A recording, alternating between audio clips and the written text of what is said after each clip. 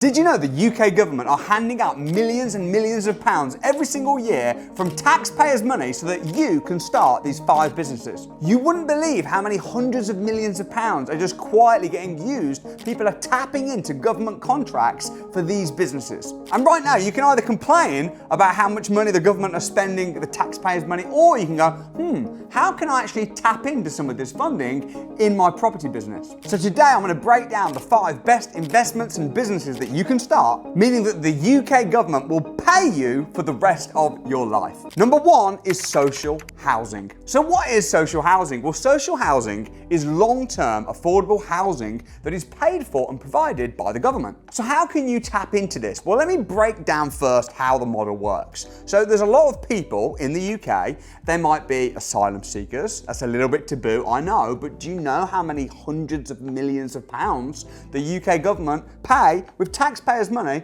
to house asylum seekers? But there's also people that are on benefits, there's homelessness within the UK, there's women who are fleeing domestic abuse, there's people that come out of foster care and they're what we call interdependent adults and they need support, there's elderly, there's disabled people, there's loads of people that would be considered vulnerable, disadvantaged, and these people, what do? Well, they go to housing associations and the housing associations will put them up and give them accommodation. Now these housing associations, they might be charities, they're often community interest companies, they might be limited companies, but they are registered and get access to the funding from the government. So one of the things I've been doing as a property investor for years is rather than complaining, oh, the government gives so much money to these people on benefits, I go, actually, let me buy a house, and instead of renting it to a regular tenant where I've got to deal with the maintenance, I've got to deal with the management and pay for the management, I've got to deal with everything as the landlord, and the tenant's got all the rights that tenants have and all the legislation. No, I don't do any of that. I will rent it to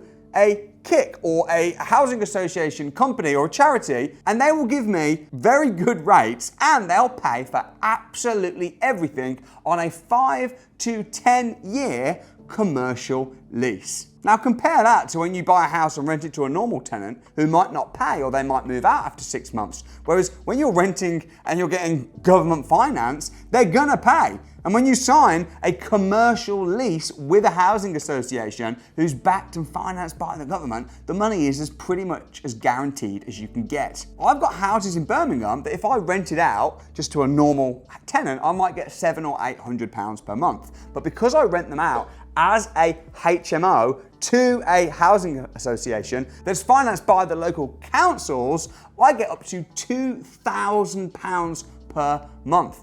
I'm not paying the bills, I'm not paying the maintenance. I'm getting triple what I would be getting if I rented it as a normal family home. And if you want to see a full documentary where I do a portfolio tour and I show all of my properties across the UK, including my properties where I'm paid from the local councils, then I've put that into a full documentary where you can see my full portfolio, which I'll leave in the description below. Number 2, the second way that you can get paid by the government is temporary accommodation. So what is temporary accommodation? Let me explain. You know when someone can't pay their rent and they get kicked out on the streets by the bailiffs because it really has got that far? Where do they go? Where do single moms that have got 3 kids that get a court order, a CCJ, and then they get physically removed? You know, you see the programs like Can't Pay, Take It Away. Where do they go? Do they end up on the streets? Well, no. The council has a legal duty obligation to provide a temporary home for these people while they wait for a more permanent residence. And they don't have enough council homes to house people on a long-term basis at the moment. So there's a massive shortage, which means people like me will rent my houses direct to the council and say,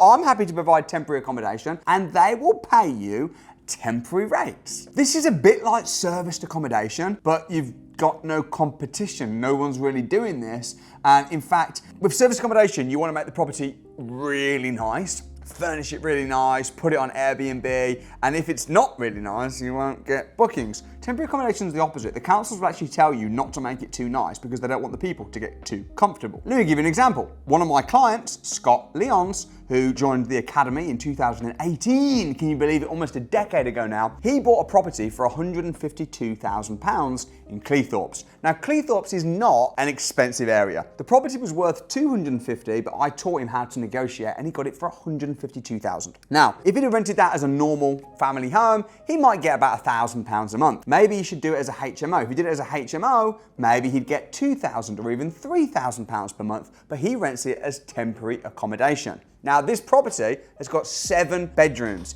It's an old guest house. He bought it and it was a bit run down, a bit shabby. It had beds and stuff in it, old beds. And his plan was to renovate it and turn it into a really nice HMO until he learned about temporary accommodation. He approached the council in Cleethorpes and we gave him some scripts, and guess what happened? They looked around the property and they said, we want to use this to provide temporary accommodation to locals in Cleethorpes. There's a massive waiting list. We've got so many people, but Scott, please don't spend a penny on the refurb. Don't change the beds, don't spend any money. We want it just as it is. Oh, and also, because he's working with the council, he doesn't need a HMO license, he doesn't need planning permission, nothing like that, because who gives you planning permission? Who gives you a HMO license? The council. Well, who are you renting this property to?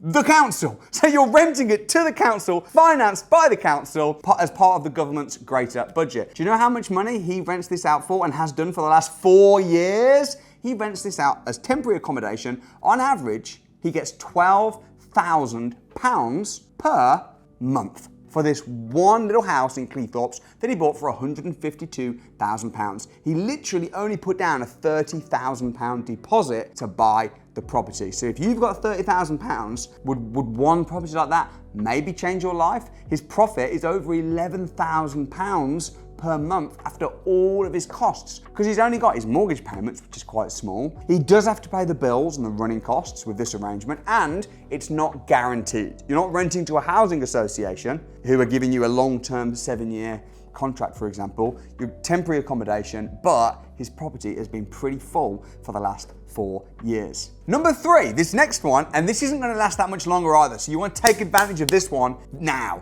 So you can get an EPC grant for the renovation of your house. Let me explain how this works. So every house in this country has to have an EPC. That's an energy performance certificate. Now, an energy performance certificate will show you how energy efficient the house is. It's supposed to be a C or below. So an A is really good, a B is good, a C, solid. A D means you've probably got maybe single glazing. You might have some damp issues. If it gets worse than that, if you've got like an E or an F, you might have some holes in the house. Literally, maybe it needs a whole new roof because there's holes in the roof. So that's how it works. Now, what the government are saying right now is they're saying if you buy a property and it has the energy performance certificate is too high, so in other words, it's a D, E, well, if it's an F, you can buy it, and then your renovation costs, i.e., the costs to get the double glazing fixed, to sort out the holes, to sort out the roof. The government will literally pay you for the renovations. Now, you do need to qualify. You need to buy the right property in the right area, and you need to rent the property to someone who's on a low income or on benefits. But if you're buying in areas that are high yielding areas anyway, like where I'm from, if you're going to Warsaw and some of the areas in the Midlands and up the north that give you high returns, and you're buying cheap properties that are a bit run down anyway, they need a refurb anyway. You're probably going to rent them out to people that are on a low income anyway because they're low income houses. Because normally cheaper houses tend to have higher returns. So what I'm doing right now, and I would suggest you do, is buying these cheap rundown properties with a bad EPC rating and then refurbishing them, tapping into the government's finance where they are giving grants to refurb the house, then renting it out to someone on a low income, and then in time, in a few years, once the property's gone up, you can refinance it, you can maybe even change the tenant. So check the guidelines with your local council, but you can claim £3,000 to £20,000. I mean, if you tie this in with just basic common sense of buying right and renting right, this is free money from the government to be able to invest in property. Now, if you go on Google or even ChatGPT, it says that this has ended. It ended in March 2026. And it did end, but then they extended it. And it is now being extended, but no one seems to be talking about it until the end of this year. So listen, if you want to know how to find properties that need refurbs where you can tap into the government finance like this, I'm running a free training showing you how to get cheap BRR properties, how to get it not just funded by the government, but how to bring in investors to fund the whole lot. So if you want to learn more outside of YouTube, then click the link in the description and join my completely free online training. Anyway, next point, number 4. If you buy a house that's not been lived in for 2 years and it needs a refurb, instead of paying the normal 20% VAT, you can just pay 5% VAT. Assuming you're not a VAT registered company, if you're just a small entrepreneur or you're just buying a couple of properties, this will significantly save your refurb costs. And it's something that people don't even know. Noah Briley, one of my clients, he bought a property in Notting Hill and he was about to refurb the property. And I asked him the question, I said, how long has this been empty? And he didn't know. And I told him about this. He ended up saving thousands and thousands of pounds on his refurb, making over £100,000 clean profit on the uplift. And all you need to do is just say to your builder, this has been actually empty for more than 2 years, here's proof. And they know this. They'll then be able to just charge you 5% VAT, but they're not saving any money, so they're not going to tell you. It's your job to know. Ignorance is no excuse. And if you think that education is expensive, try ignorance. And then the final point, number 5, is buying commercial buildings. Buying rundown commercial properties and turning them into residential properties is one of the most craziest hacks that you can do right now in 2026, and the government are almost paying you to do it. There's so many empty shops and high streets that are just empty, closing down. Everyone's working from home now, empty offices that are just sat there empty. And you can buy them really cheap and convert them into residential. And the first thing the government will do is, like I said earlier, they'll give you just 5% VAT on your conversion and refurb. If you're selling the properties that you've created, so you've bought a commercial and you've turned it into residential, and then you sell, you will usually also be exempt from VAT and pay 0 VAT tax. If you buy a commercial property worth £250,000, your stamp duty will be £2,000. Now compare that to if you bought a house or a residential property that was worth £250,000 as an investment. You know how much you pay?